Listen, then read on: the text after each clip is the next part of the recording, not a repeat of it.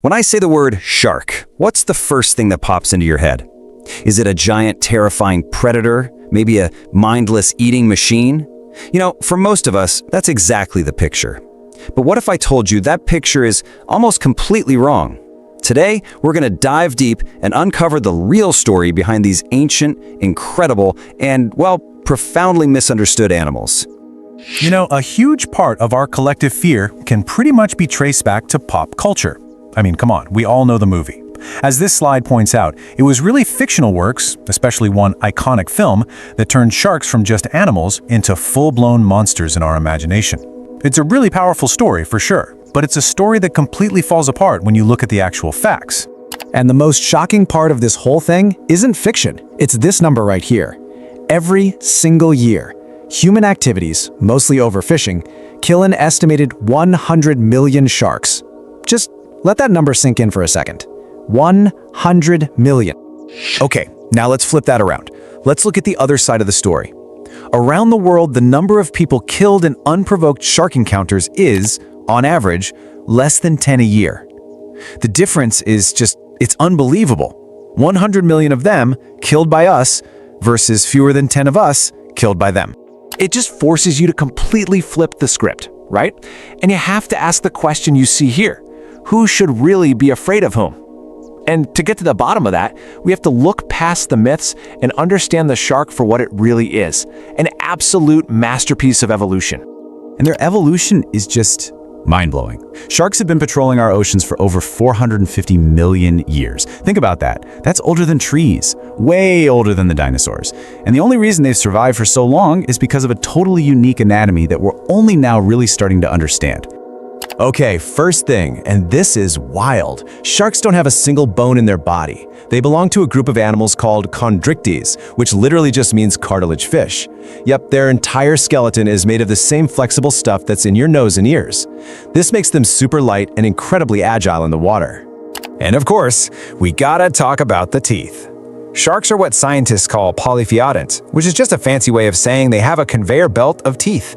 They've got multiple rows, and anytime a front tooth falls out, one from the back just moves right up to replace it. A single shark can go through over 30,000 teeth in its lifetime. Insane, right? And get this, the teeth aren't just in their mouths. A shark's entire body is covered in them. Well, kind of. Their skin is made of these things called dermal denticles, which literally means skin teeth.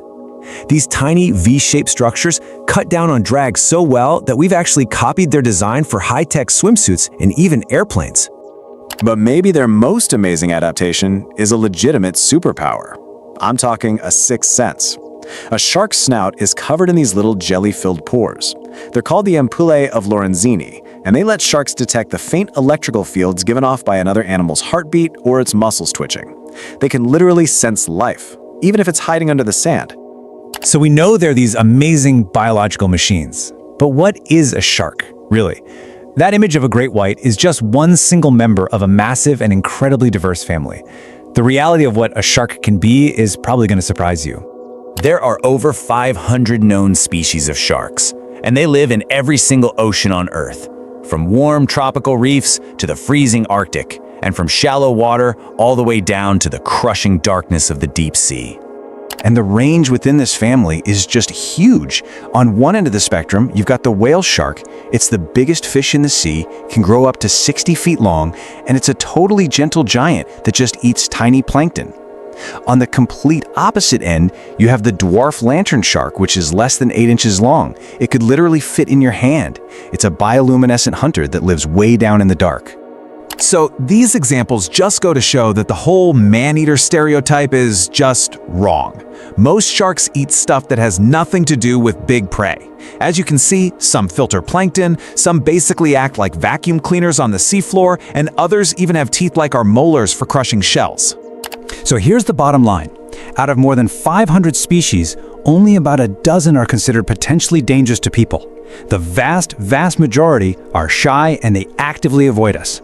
In fact, most of the time when you hear about a shark attack, it's usually just a case of mistaken identity, an investigatory bite where the shark realizes we're not its normal food and immediately moves on. And this brings us to our final and honestly our most important section. It's one thing to know that sharks aren't monsters. It's a whole other thing to understand that they are absolutely essential to the health of our planet and that their survival is tied directly to our own. So yeah, why does any of this matter? It's pretty easy to just think of them as these creatures that live far away in the ocean, but their job, their role, is fundamental to the world that all of us live in.